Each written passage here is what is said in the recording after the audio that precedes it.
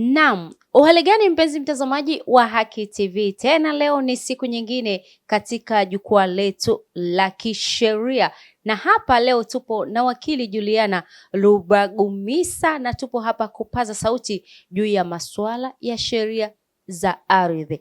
Na mada yetu kabisa inasema kwamba ukomo wa muda kwenye migogoro ya ardhi. Hebu tupate kudadavua kwa kina hapa. Tumeona kumekuwa na migogoro mbalimbali ya ardhi, watu wanahangaika wafanye nini, shauri nifungue wapi, kwa muda gani. Wakati mwingine unaenda unaambiwa muda ulishapita.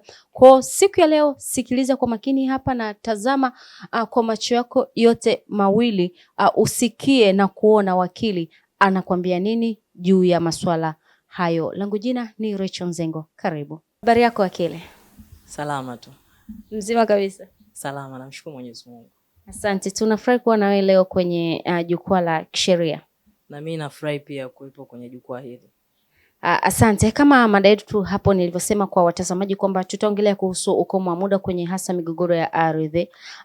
Tunavyoongelea kwamba ukomo wa muda, yani tuna maana gani kwenye haya mashauri ya ardhi? Asante.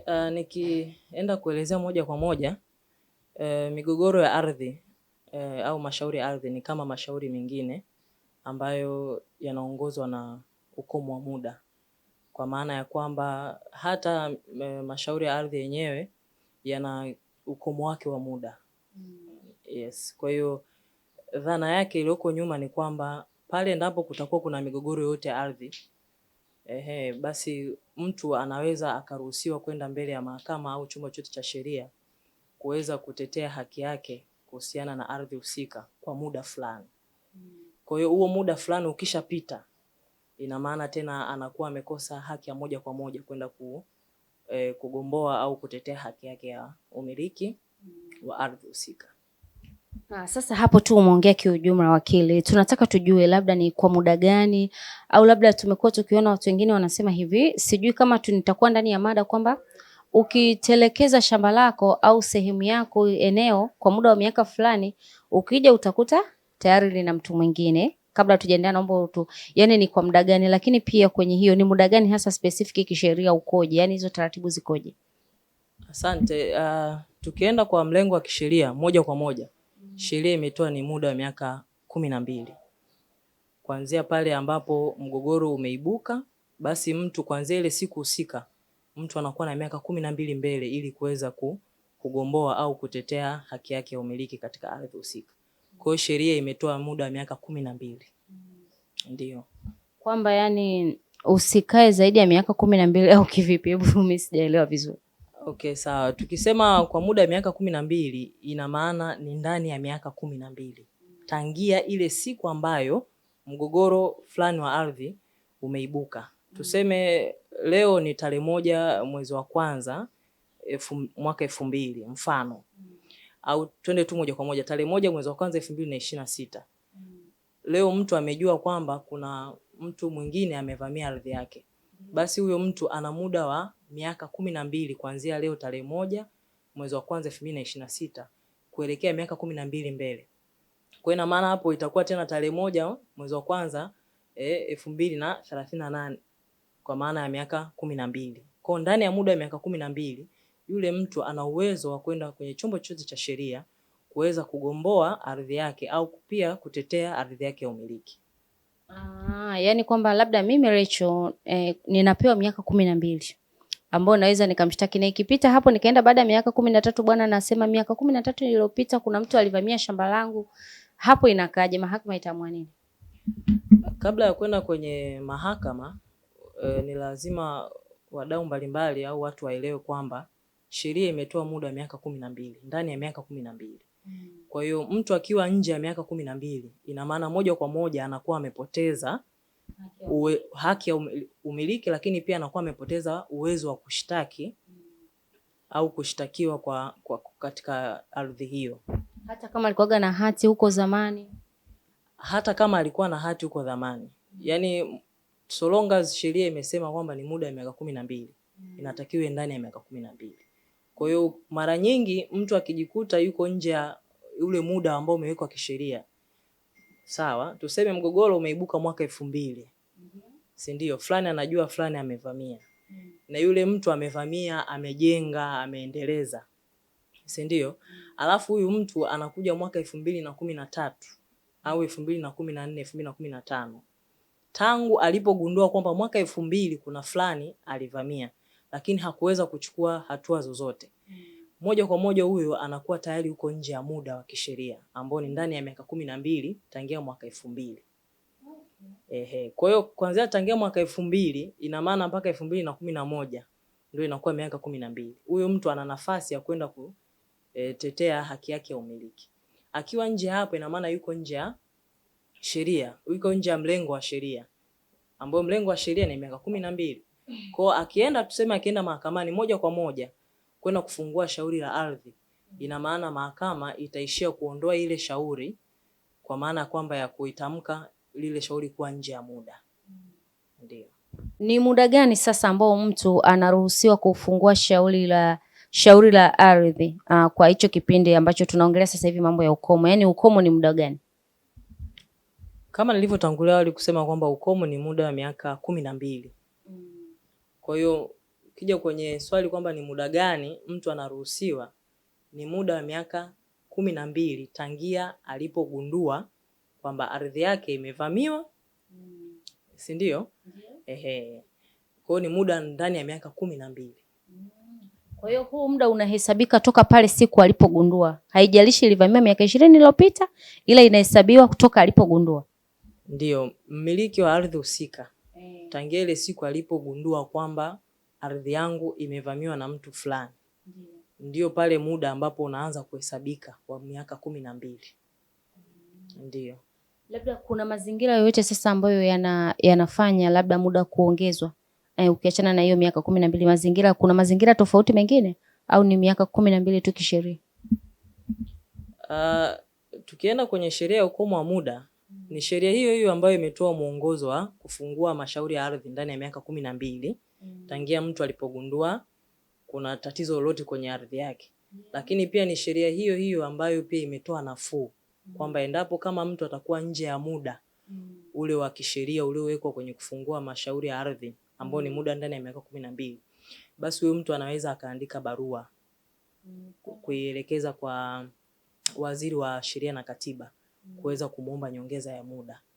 Lakini sambamba na barua hiyo lazima awe na sababu za msingi zilizompelekea yeye, kwa nini aelezee kwa nini alishindwa kufungua shauri hilo ndani ya muda wa miaka 12. Ndio. Kwa hiyo kuna hiyo nafuu ambayo sheria hiyo ya ukomo wa muda inatoa. Ndio. Sasa labda ni watu gani ambao sasa wanazingatiwa sana kwenye huo unafuu wa kuandika barua kupeleka kwa Waziri wa Katiba na Sheria? Ni kundi lipi au aina ipi ambayo inazingatiwa sana? Umesema wanaangalia mazingira yako, yaani labda ni watu gani wanaangaliwa, au ni changamoto ipi au kitu gani kinachokufanya hata uridhiwe kufungua hata kama muda umepita? Nilivyosema mazingira, sikumaanisha kwamba sheria inabagua. Sheria haibagui mtu yeyote. Mtu yeyote anaweza akapeleka barua kwa waziri kuweza kuomba nyongeza ya muda. Tukija kwenye swala la mazingira inalenga kwenye sababu.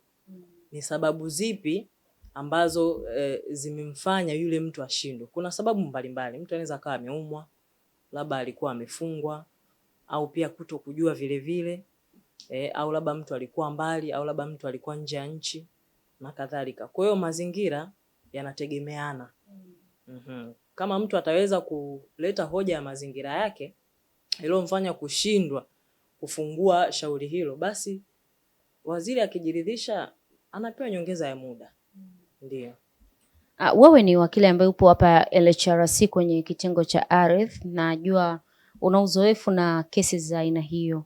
Unavyoona tu changamoto kubwa hasa ni nini mpaka yani kwenye haya mambo ya ukomo wa muda? Je, wateja wako wengi ambao unawahudumia, kitu gani ambacho kinasababisha labda wanakumbana na hii changamoto, au haipo kabisa kwa hapa ofisini kwenu? Nikielezea uzoefu ambao tunapata hapa ofisini, wateja ambao tunakutana nao ambao wako nje ya muda ni asilimia ndogo sana. Asilimia ndogo. Wengi wao ni anakuja labda amechelewa miaka 10, 9, lakini pia anakuwa na sababu za msingi. Na sababu kubwa ambayo huwa inajitokeza ni kwamba wateja wetu wengi anakuambia nilikuwa sijui. Kwa hiyo ni kukosa ule uelewa. Yaani kwamba alikuwa hajui kwamba ardhi yake imevamiwa au alikuwa hajui kuhusiana na hiyo sheria kwamba ni miaka 12. Sawa, tukisema alikuwa hajui, kwanza anakuwa hajui kwamba ardhi yake ilivamiwa. Na hii mara nyingi ya mteja akishasema alikuwa hajui, ina maana ni mtu ambaye sio mtu aliyekuwa analitembelea eneo lake mara kwa mara. Ni yule mtu ambaye anajua mimi nina eneo sehemu fulani, kwa labda anaendelea na vitu vingine. Lakini pia aina ya pili ya watu ambaye anasema alikuwa hajui ni yule mtu ambaye alikuwa anaumwa. Kuna mteja hapa anakuambia mimi niliugua muda mrefu sana. Sasa kiasi cha kwamba nilienda kupatiwa matibabu mkoa mwingine tofauti na ambapo eneo langu lilipo. Nilipokuja kumaliza matibabu nikasema nikatembelee eneo langu nikakuta tayari limeshavamiwa. Na kwa sababu alikuwa halihudhurii mara kwa mara kama kulisafisha, kwa hiyo likabaki pori na mtu akifika pale ndio hivyo anafika labda wanauziana na kadhalika. Kuna haya mazingira, naomba kuuliza swali kwa ajili pia ya watazamaji wetu wa Haki TV. Labda ni mzazi wa mtu ndo alikuwa mwenye shamba hilo na akawa amefariki, na watoto ndo wanakuja kugundua baadaye kwamba hili shamba lilikuwa la baba yetu, muda umeshaenda, lakini pia mtu mwingine kashafanyaje, kashalimiliki. Je, wale watoto wana uwezo wa kurejesha umiliki wao kama warithi au huwa inakuwaje, au anatakiwa tu yeye mwenyewe mmiliki wa moja kwa moja ndo apambane na hiyo kesi? Sawa, kwenye hilo swali kama mzazi alikuwa anamiliki hiyo ardhi alafu akafariki, alafu baadaye watoto wakaja kujua, sasa kama watagundua ndani ya muda wa miaka 12 tangia yule mzazi kufariki, basi watakuwa katika nafasi nzuri sana ya kuweza kutetea na kugomboa ardhi ya marehemu mzazi wao. Na kisheria anayetakiwa kufanya hizo taratibu ni msimamizi wa mirathi. Kwa hiyo kama tuseme mzazi amefariki mwaka 2001, lakini alipofariki hakuacha wosia, imeenda mwaka 2008, wale watoto ndo wanakuja kugundua kwamba baba aliacha ardhi sehemu fulani. Wanafika pale wanakuta tayari mtu ameshajenga, ameshaliendeleza ile eneo, si ndio?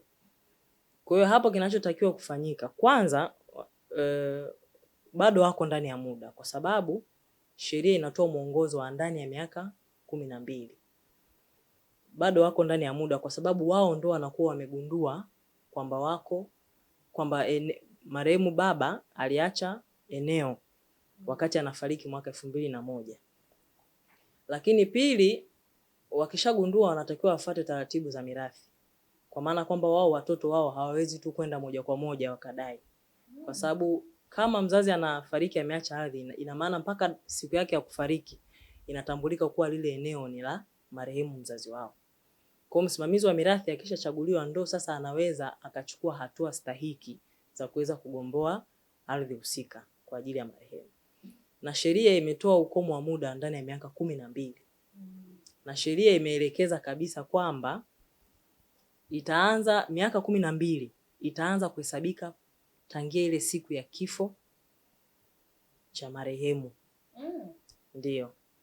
Kwa hiyo kama alifariki 2001, watoto wamekuja kugundua 2008. Ina maana bado wanakuwa ndani ya muda.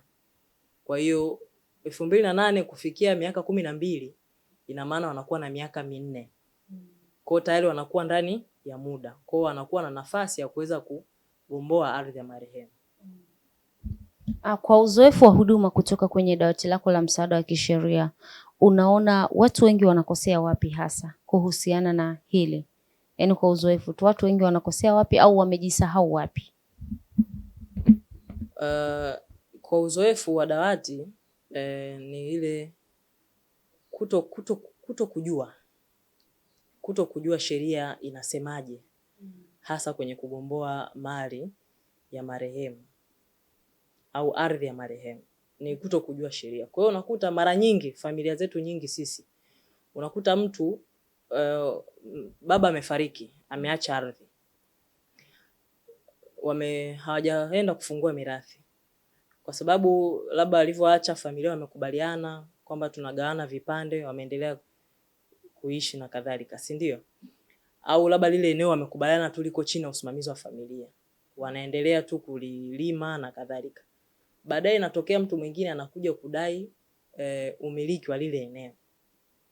Sawa? Anapokuja kudai umiliki wa lile eneo, sasa ndo wao wanaanza kushtuka. Kwa sasa unakuta wametumia ile eneo zaidi ya miaka 20, hakuna mgogoro wowote.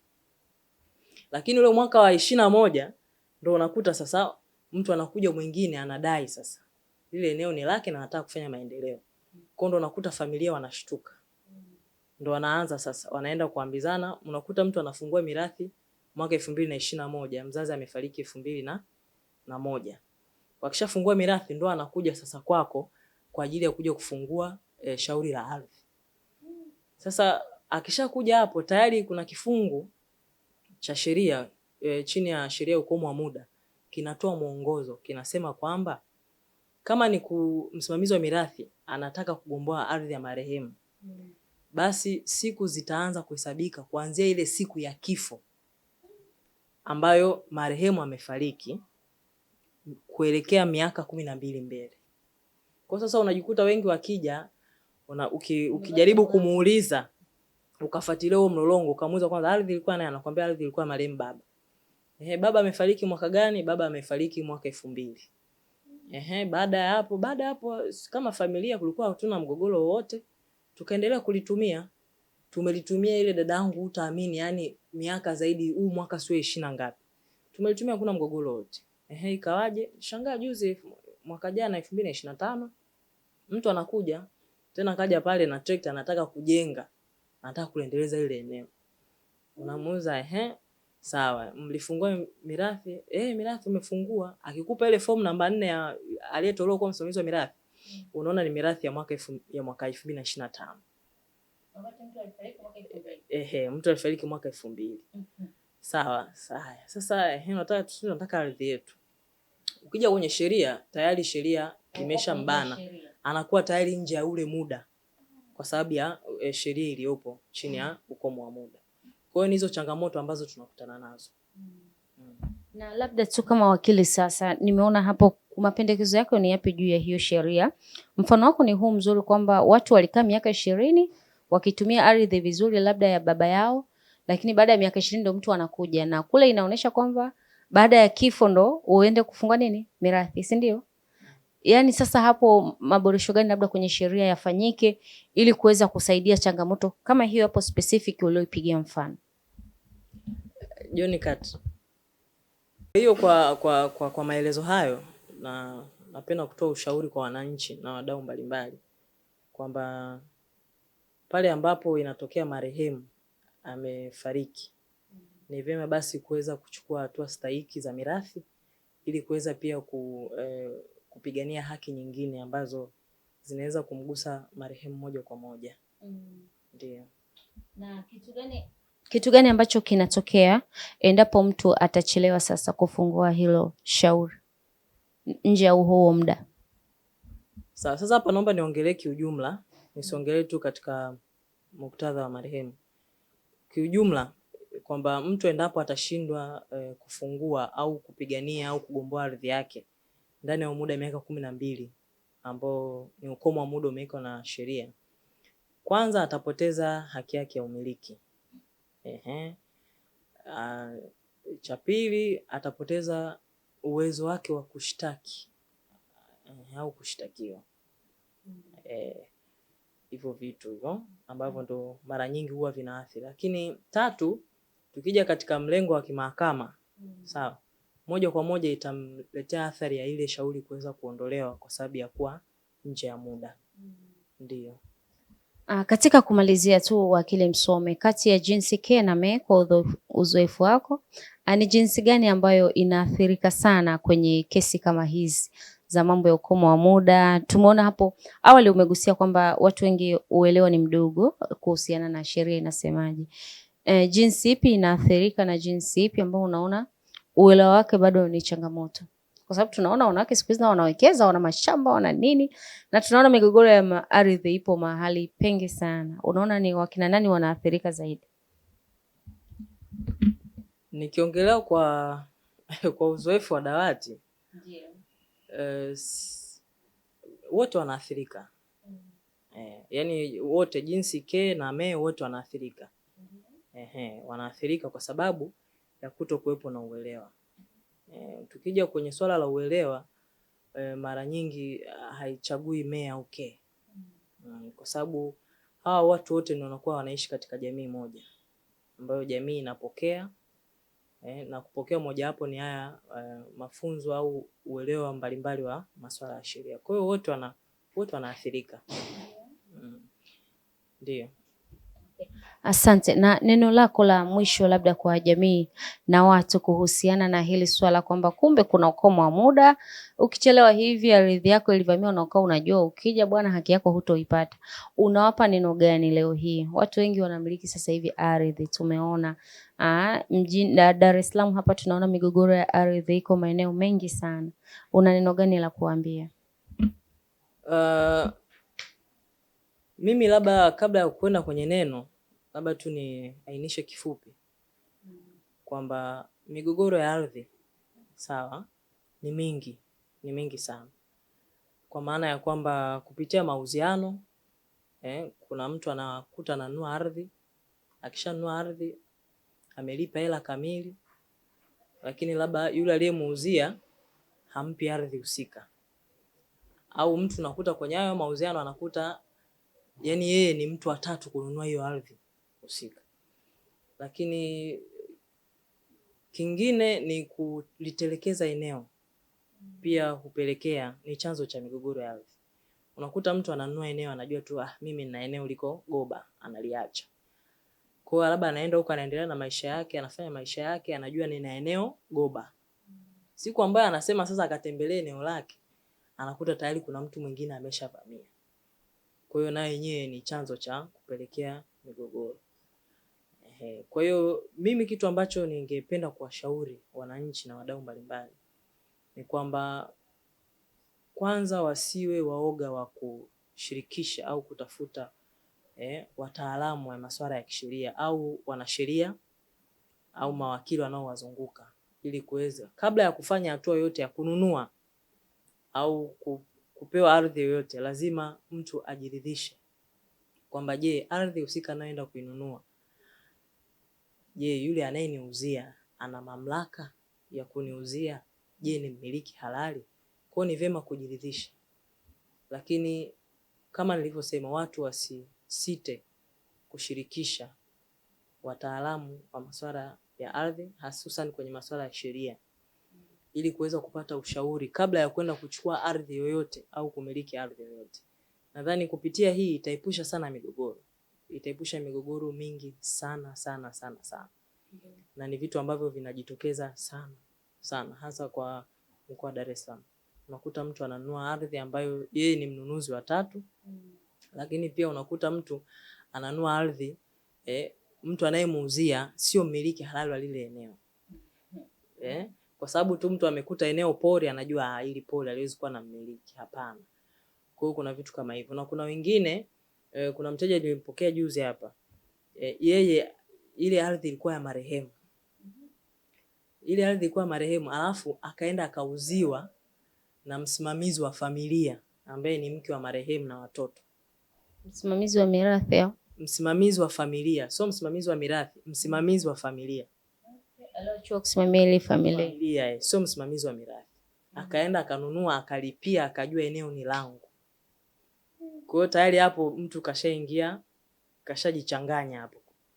Labda tutoke nje ya mada kidogo sasa hapo kwa sekunde tu. Ukiwa unanunua ardhi sasa uzingatie vitu gani ili hii migogoro ambayo itakuletea mambo ya ukomo nini tuiepuke? Yaani unatakiwa uende wapi? Kwa mwenyekiti wa mtaa sijui kuna nini. Yaani kifupi tu taratibu, anzia hapa, fika hapa, mwisho wa siku utakuwa na hati halali. Kama mtu anapata ardhi kwa mauziano, ni lazima ajiridhishe. Je, lile eneo husika ni la yule anayeniuzia? Na kuweza kujiridhisha hivyo, unaweza ukaenda leo umeona ardhi Kesho unaweza ukamtuma hata ndugu yako akaenda pale naye akajifanya anataka kununua ardhi, au yeye mwenyewe mtu anaweza akaenda akaongea na majirani akafanya upembuzi. Lakini hatua ya pili unaweza kwenda mbele ya serikali za mtaa. Wale watu huwa wanajuaga kabisa ile eneo ni hivi, ile eneo ni hivi. Au kwa ofisi ya mtendaji kata. Si ndio? Hilo ni jambo la pili ambalo watu wanatakiwa wazingatie. Lakini tatu, kama eneo lina hati, basi ni kuweza kujiridhisha katika ofisi za ardhi husika kwa kuweza kufanya upembuzi, yani tunaita official search. Nenda kajiridhishe, je, lile eneo ninalotaka kulinunua liko katika umiliki wa nani, ili kuweza kuepusha mgogoro wote. Kwa mtu akiweza kuzingatia au kujiridhisha kwamba ile eneo ni la muhusika kabisa anayeniuzia, huwa mara nyingi huwa anakuwa hayupo katika vikwazo, na ni mara chache sana unakuta anakutana na vikwazo vya migogoro ya ardhi. Basi ulisitisha kidogo ukasema kabla ya ujumbe wangu ngoja niwaambie hili. Tunaomba huo ujumbe. Ujumbe wangu ni kwamba watu tuzingatie, sawa, tuzingatie sana tunapoenda kumiliki ardhi yoyote. Ni lazima tujiridhishe juu ya umiliki wa hiyo ardhi. Asante sana wakili msomi Juliana Rubagumisa kutoka Kituo cha Sheria na Haki za Binadamu, dawati la ardhi. Mtazamaji wa Haki TV, tulikuwa naye hapa na tulikuwa leo tunajadili juu ya ukomo wa muda kwenye migogoro ya ardhi, na tumepaza sauti. Tunajua unamiliki ardhi, lakini pia kuna mwingine anatafuta ardhi na kuna wengine watakuja kumiliki hapo baadaye. Kwa hiyo ulilolisikia leo basi ni kwa ajili ya kesho, kwa ajili ya leo na kwa ajili ya mwingine pia. Langu jina ni Rachel Nzengo, nyuma ya kamera ni Johnny Simwanza. Kwa heri mpaka wakati mwingine tena.